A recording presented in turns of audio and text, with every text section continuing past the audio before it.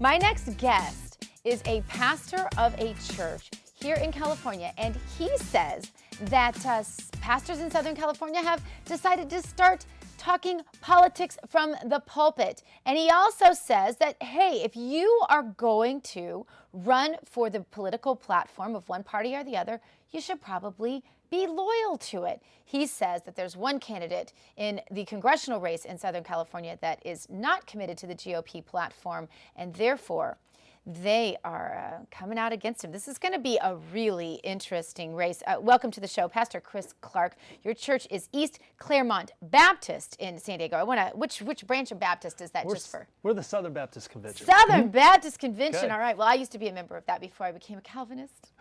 Don't hate me now. But you know, of course, I go to Jim Garlow's church, and he is, of course, one of the pastors unified with you, working on this politics from the pulpit thing, because it is your First Amendment right to preach politics from the pulpit. No one can take that from you. And it's a lie, and a really bad lie, that for some reason when you put on your white collar, you hawk your First Amendment right. It's not true.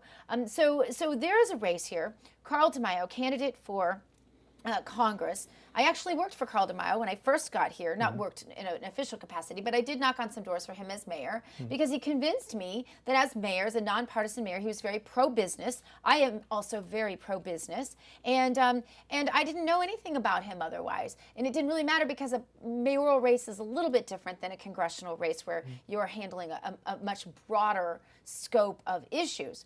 Two issues that he takes exception with, at least my understanding is, and you'll correct me if I'm wrong, are the GOP plank regarding life and the GOP plank regarding marriage. These are the issues that Pastor Garlow has expressed his inability to accept regarding Carl Demaio. What is your take on that?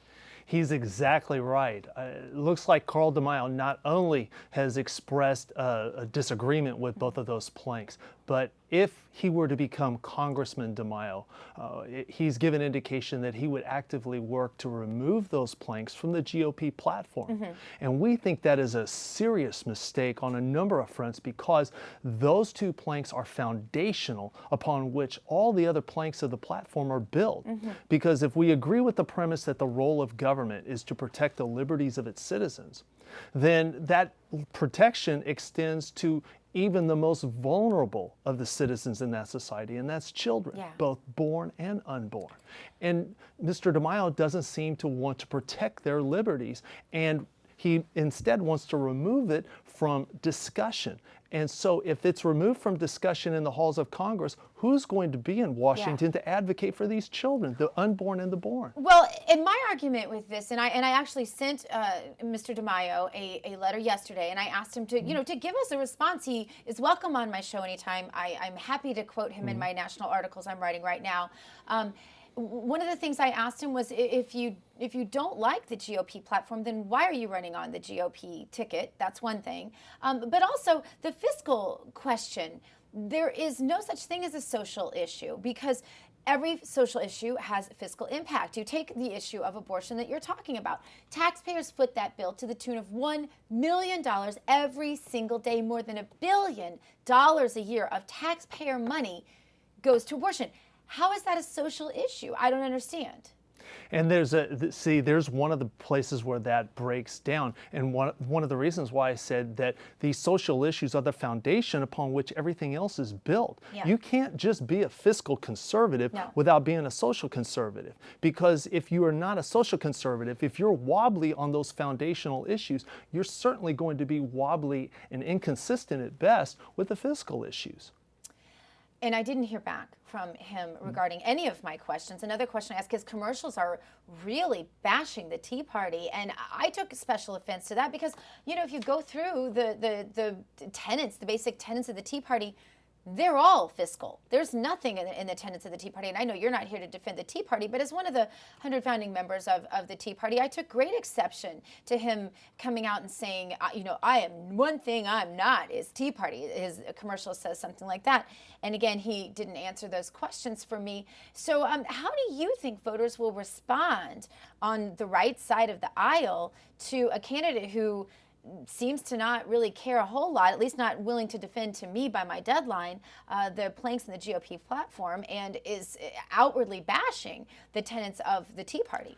Well, hopefully voters are going to be paying attention. They're going to be reading, they're going to be listening, and they're going to be observing what Mr. Demaio is doing. And they're hopefully, if they do, they'll be able to see that he is not who he's being purported to be. He is a champion of conservatives. He's a champion of conservative values. He is not. And this was one of the reasons why Dr. Garlow and I and a host of others, we put our heads together and we came up with some sort of a strategy on how to counter this. And this is where we came up with the tactic that we came up called defensive tactical voting. Defensive tactical voting. Okay, now let's get down to the brass tacks on this, because this is a scary thing for me, I'm not going to lie. I have always subscribed to William F. Buckley's rightward most viable candidate. I've heard my pastor quote that from the pulpit. Jim Garlow, his word is really golden with me. I mean, he's not God, but he's just up there in those high ranks in my brain. And he gave a whole sermon to talking about how not only should conservatives abstain from voting for Carl Demaio, but basically what has happened is that conservatives are coming out for Scott Peters, who is an unabashed liberal running on the Democrat ticket. Why is it smarter to vote for the candidate on the Democrat ticket than it is to vote for a Republican who at least will not vote for Nancy Pelosi for Speaker, as my good friend, Tony put it, Tony Kravaric, who's the chairman of the GOP here? Well, the whole understanding behind defensive tactical voting is behind one question: which candidate is going to do greater damage to these vital issues? And when you look at both of those candidates, Scott Peters is a Democrat. He adheres to the Democrat platform. The Democrat platform has no problem with ripping babies out of the womb and legalizing that. The Democrat Party has no problem whatsoever with redefining marriage so as to deprive children of a right to having a mommy and a daddy. And they've removed God from their platform whatsoever. So at this point, if you are really for a godless government, and I want to sink this into my Democrat friends' heads right now, that's what their platform says. I've read the platforms. And Scott Peters advocates that. He's consistent with that. He's honest with that. But where the danger is with Carl Demaio, he is not a part of the Democrat Party. He's a part of the Republican Party, but he holds to the same tenets. And as the Democrat Party. As the Democrat So it's an Party. authenticity issue. Yes, and not only that, but what will happen is, were he to be elected, now he's got a national voice where he can speak into the national platform of the GOP party. And now he can work to remove those planks. And then if that were the case, and both of those planks are removed, the plank of life and the plank of marriage and family, then where are those voices going to go and resonate in the halls of Congress? It will be from neither party. And so that means that he will do more damage to those two platforms because he will actively work to remove that voice. So there is the reasoning and the rationale behind defensive tactical voting. A vote for Peters then is just simple math. If you abstain from voting for Demaio, that's -1 in his column. But if you take that same vote and put it +1 in Peters, that's a two vote difference now.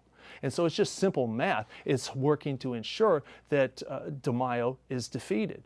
That's the whole reason that the explanation behind defensive tactical voting. And people might say, oh, this is only California, and we get that. But you know what? There are two other candidates with the exact same ideals running on Republican tickets for Congress. It could end up that there are three exactly like Carl Demaio, who really their purpose is to undermine, at least as you all see it, to undermine the GOP platform. Phyllis Schlafly, another icon and personal mentor of mine with Eagle Forum, describes the party platform as the essential creed. It is the symbol of what we think is our worth in work and sacrifice, and the standard to which public officials may be held accountable. I wrote an entire chapter on this in my book, What Women Really Want, called Platforms and Stilettos, about how important it is that we either hold our candidates to the platform, whatever that platform is. And I respect the right of the Democrat platform even to take God out of their platform if they want to, because that's their platform. But my problem is when the grassroots gets in there and they fight for those planks in the platform,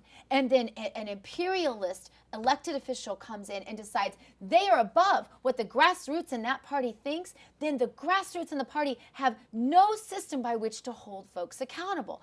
That's my problem. And if I'm not extrapolating here, that's your problem with what's going on right now with Carl Demaio. That's precisely what we've concluded, and the biggest concern that we have. And this is what prompted us to come up with this idea and term it defensive tactical voting, is that this is not, something that's done in spite. It's not done out of emotion, but it's done out of a genuine concern to preserve that voice in the halls of government, the voice that will protect life and protect family.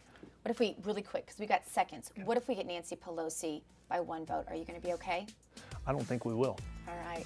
Awesome. Well, I sure appreciate you being with us. Check him out, Pastor Chris Clark, East Claremont Baptist in San Diego. Thanks for being with me today.